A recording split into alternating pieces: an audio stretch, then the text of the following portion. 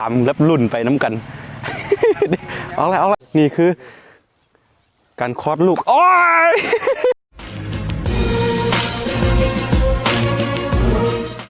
กล่าวทักทายสบายดีทุกคนที่กำลังติดตามมักชมเนาะยินดีต้อนรับเข้าสู่ซองข้าน้อยเนาะวันนี้เอามาเห็นยังมาเบิ่งตึงงัวเกิดรู้ก่อนมันสบายดีกันนะสบายดีก่อนคือณตอนนี้เนาะงัวกำลังซีตกลูกหรือว่าซีขอดลูกเนาะทุกคนแล้วก็เฮาคือที่จริงเขาบ่ได้มาซุ่มเบิ่งว่ามันออกลูกในใดเนาะเฮาซีมารอเอาอันน้องงัวหรือน้องเมียน้องงัวหรือว่าน้องเมียน้องงัวก็บอกยังไงก็คือแห่ของมันเนาะแห่ของมันคือหลังจากที่มันคลอดลูกมาแล้วก็มันเขาเอิ้นว่าแห่มันบ่แห่หรือว่าน้องงัวเนาะบอกยังไงน้องงัวนั่นแหละทุกคนตอนนี้นี่มันกำลังจะคลอดแล้วเห็นขาสองเบื้องมันออกมาแล้วทุกคนเดี๋ยวเอาซีส้มเข้าไปให้ทุกคนได้เบิ่งแบบขั้นตอนการคลอดออกมาแล้วก็หลังจากได้คลอดออกมาเดี๋ยวประมาณ30นาทีหรือว่าบางเทื่อก็ชั่วโมงนึงเนาะแล้วแต่ขึ้นกับงัวเนาะมันจึงตกตัวน้องงัวออกมาหรือว่าแห่นั่นแหละบอกยังไงก็คือทุกคนโอเคตอนนี้เฮาสิบ่ฟอยแล้วเฮาสิพาทุกคนไปเบิ่งว่าตอนนี้ขาลูกงัวสองเบื้องมันออกมาแล้วทุกคนเป็นจังได๋เราไปเบิ่งกันเลยแป๊บนึงนี่ทุกคนตอนนี้มันสองเบื้องขาสองเบื้องของอันน้องงัวบ่น้องงัวลูกงัวน้อยเนาะออกมาแล้วทุกคนนี่สิสมนี่เห็นบ่นี่อันนี้เฮาถ่ายให้ทุกคนได้เบิ่งกันเนาะเฮาบ่ว่านั้นติดเรื่องบ่ได้ก่อนบ่ติดบ่เพราะว่าบ่เห็นเลือดหลังจากอย่างที่บอกไปเมื่อกี้ตอนหลังจากที่ลูกงัวมันตกออกมาแล้วก็ตัวน้องงัวหรือว่าแห่น่ะมันจะตกออกมาทีหลังบางเทื่อก็30นาทีเนาะบางเทื่อก็ใช้เวลาเป็นชั่วโมงก็มีทุกคนอันนี้เป็น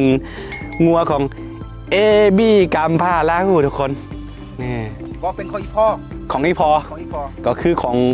องพ่อก็คือของลูกบ่เดี๋ยวมันเขาโปรโมทสิให้เฮาเดี๋ยวเฮาต้องท่าโดนบ่หรือว่าทำกันคอดให้มันจังหวะอันนี้กูไม่ได้หูเรื่องไม่ได้ดีที่ยังเกี่ยวกับเลี้ยงซักนี่ดึงออกบ่ลองมึงดูเห็นคนต่างประเทศก็ดึงออกอยู่นะอาจจะช่วยปล่อยเป็นธรรมชาติเนาะปล่อยเป็นธรรมชาติดีกว่าเนาะเพราะว่าทางมาเขาบ่เคยเห็นดูเขาปล่อยธรรมชาติโอเคเดี๋ยวมื้อนี้เฮาซีเฮ็ดเมนูต้มน้องงัวโอเคแล้วเป็นจังได๋แล้วเขาว่านี่น้องงัวกับน้องเมียอร่อยเท่ากันนะเขาว่าน้องงัวกับน้องเมียอร่อยเท่ากันคือต้องบอกเลยว่าตั้งแต่เกิดมายังบ่ทันได้เคยกินเถอะอ้ายเด้เดี๋ยวสิเป็นครั้งแรกละเดี๋ยวไว้ใจซีมือของอันเซฟอยู่เดี๋ยวเจอกันเนาะโอเคเจอกันตอนออกเนาะคือตอนนี้มันสิออกแล้วทุกคนโอ้ยโอเคแล้วออกแล้วเนาะออกแล้วโอ้ไปอันนั้นมั้ยออกแล้วล่ะทุกคนโอเคท่านผู้ชมเดี๋ยวนี้ถือว่าออกมาเป็นที่แยกหอยแล้วเนาะบ่แม่นยังอีกครึ่งนึงหัวมันออกมาแล้วเห็นหัวมันโอ้ยดึงแม่ซวยแม่บ่จำเป็นซวยนะบ่ซวยว่ะบ่ซวยบ่ได้เต้อุ้ยบ่จำเป็นเป็นอีกข้องของมันโอ้ท่านผู้ชมจักติดเหลืองบ่จักเด้อท่านผู้ชมบ่เห็นเลือดบ่เป็นหยัง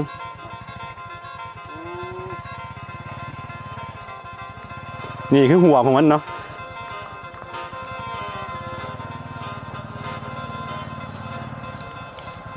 ทุกคนรอที่ตามรับรุ่นไปน้ำกันเอาละเอ๊ะเฮ็ดคอร์สให้มันไหมน้องเขาสิลองดึงขาหนาตรงนั้นมันสิออกบ่แล้วบ่ออกนี่กำลัง AB กำลังทำกันคอร์สให้น้องงัวอยู่เกิดอะไรพี่ส้ม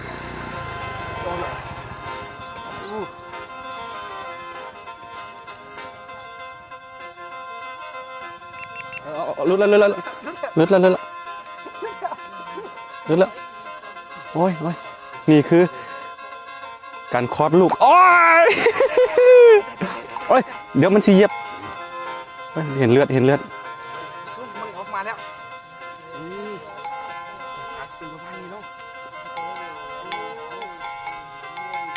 นี่คือขั้นตอนการคลอดลูกของงัวเนาะหรือว่าสัตว์ตัวไปก็ประมาณนี้เนาะสำหรับสัตว์สีขาแต่ก็สำหรับน้องงัวของมันยังบ่ทันออกเถอะเป็นบ่มันเห็นเลือดเฮาซิบ่ไทยมันเนาะเดี๋ยวออกประมาณใส่เวลาประมาณ30นาทีเลือดเป็นชั่วโมงพุ่นแหละดึงออกนี่ตัวผู้อ่ะตัวแม่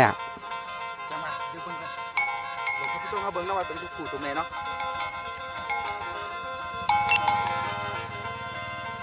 โอ้มันเป็นตัวผู้ ตัวผู้อ่ะ เป็นตัวผู้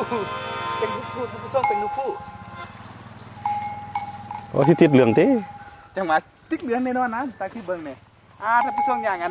ซองของข้าพเจ้าอย่างติ๊กเหลืองเลยแต่ก็ลองเบิ่งเนาะติ๊กก็จะ นี่คือทุกคนหลังจากที่มันตกออกมาเนาะใส่เวลาบ่ฮอด10 นาทีก็มันแข็งแรงขึ้นแล้วนี่มึงไหมนี่คือวงจรชีวิตของสัตว์เนาะมันบ่คือกับมนุษย์นี่ง่ายๆเลยที่จริงตัวคลอดลูกก็เคยเห็นอยู่เลยแหละแต่ว่าบ่เคยกินตัวน้องงัวเนาะหากเราถ้ากินน้องงัวเป็นต้มนี่มันบอกจักเทื่อเราต้องได้ใส่เวลารอเป็นชั่วโมง2 ชั่วโมงพุ่นเนาะนี่ทุกคน สิมีแม่ EP 2 เดี๋ยวไปต่อ EP 2เอาเนาะสิต้มน้องงัวสู่ FC ทุกคนกินกัน ซีมัดสุกทุกคน สู้กันเนาะ มาแทรกมันนัวนั่งกัน บ่เคยกินแล้วย่านมันสิออกอะไรนะ ออกตุงชิบแผ่ว่ะ บ่เป็นจังเต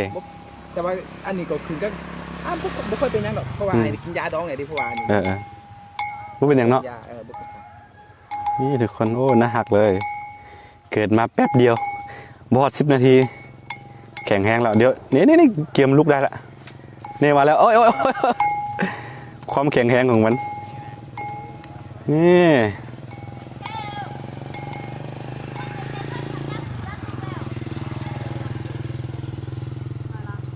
ทุกคนตอนนี้เนาะน้องงัวเหมือนน้องงัวน้อยเนาะแข็งแรงดีแล้วทุกคนแต่ว่าเฮารอท่าอันตัวน้องงัวหรือว่าแห่ของมันตกนี่บ่ตกสักเทื่อเนาะเพราะฉะนั้นเฮาสิปิดคลิปไปบนนี้เนาะถ้าผู้ใดมักก็อย่าลืมกดไลค์กดติดตามซองอาค่าน้อยเนาะเพื่อบ่ได้พลาดวิดีโอใหม่ๆจากซองอาค่าน้อยทุกคนแล้วไว้เจอกันใหม่ในคลิปหน้าสำหรับคลิปนี้ไปก่อนสบายดีแล้วก็รอชมต่อไปตอนต้มน้องงัวกับ AB กัมพาลาฮู้เนาะทุกคนแล้วเจอกันไหมสบายดี